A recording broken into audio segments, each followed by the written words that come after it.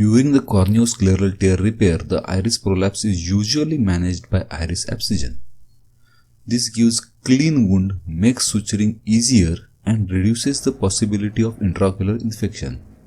However, this leads to large iris defects, which adds to the visual disturbances caused by the corneal scar and also causes photophobia. This video intends to demonstrate that the iris tissue in selected cases can be salvaged by adoption of careful surgical handling techniques. We present the results of each such case to buttress this claim. A 24-year-old male presented with a limbal corneal tear with large iris prolapse. There is a thin fibrin membrane over the iris tissue. This membrane is gently peeled off. As the membrane is peeled off, the vitreous is now visible. A careful vitrectomy is done to remove the vitreous without touching the iris tissue. Iris abscission in this case would have led to a large sector iridectomy with photophobia and visual disturbances. The sclera is first exposed by dissecting the conjunctiva. The suturing is started from one end of the tear.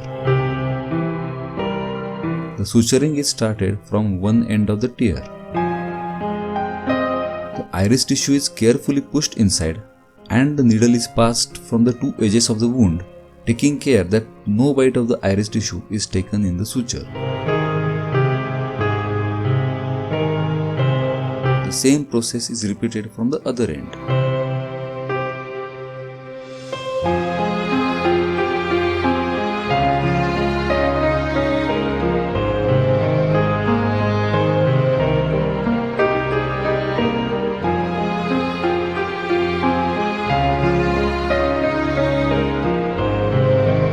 The rest of the tear is sutured in a similar way.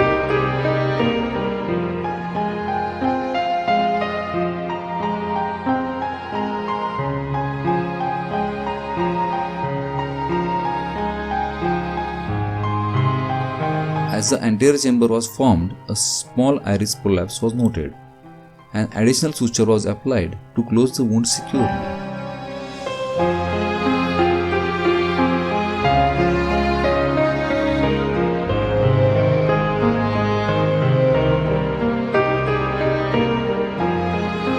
Through a paracentesis wound, the iris is pulled inside, freeing it from the wound.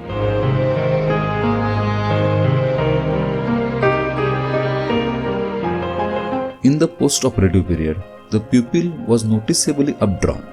A small procedure to free the iris from the wound was undertaken.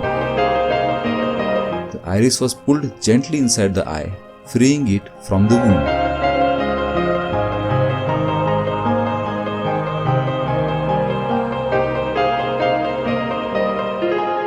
The patient was followed up frequently. On this last follow-up, the pupil was fairly formed with some posterior synechia, and the final best corrected visual acuity was 6/9. A 10-year-old child presented with a corneoscleral tear with iris in the tissue. The sclera was exposed by conjunctival dissection. The suturing was started in the scleral part as the uveal tissue prolapse was present in the scleral part as well.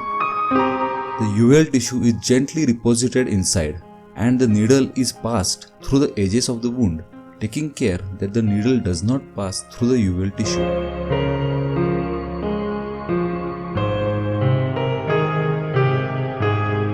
The same procedure is repeated again to close the scleral wound. Next, the corneal tear repair is started by suturing the limbus.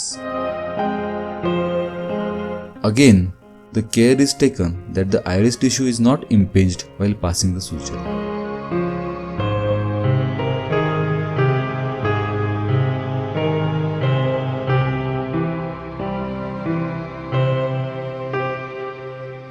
A similar process is repeated to close the tear completely.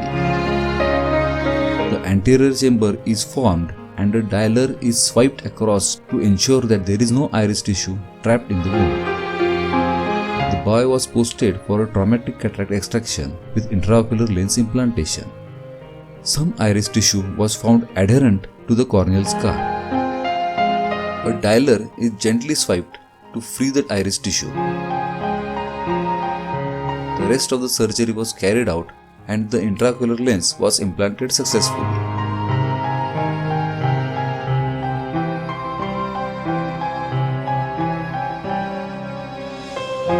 He was reviewed periodically and the images are shown here. The last review shows a nice round pupil.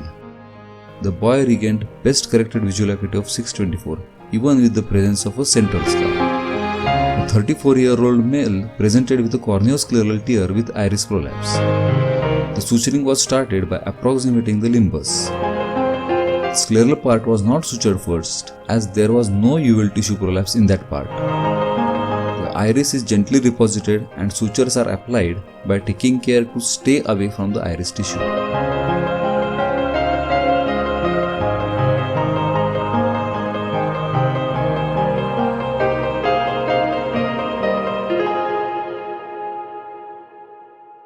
The corneal suturing was completed first and scleral part was sutured later.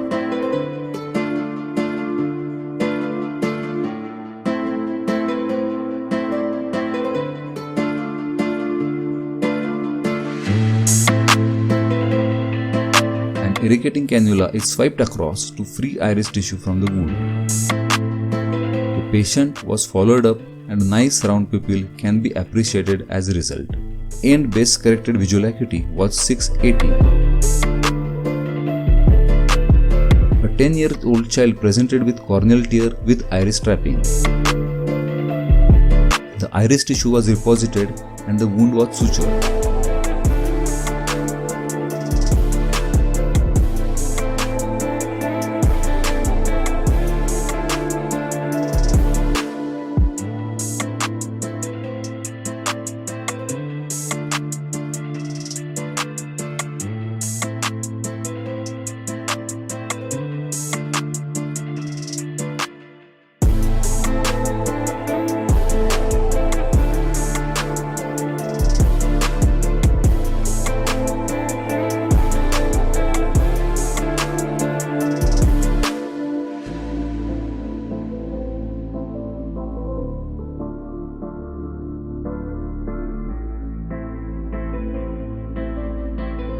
Again, the nice round pupil can be appreciated in the end. This bouquet of cases amply demonstrate that the iris salvage is definitely possible in the management of the corneoscleral tears.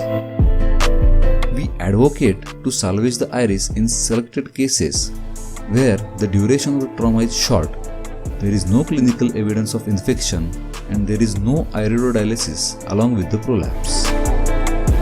Thank you for your patient listening.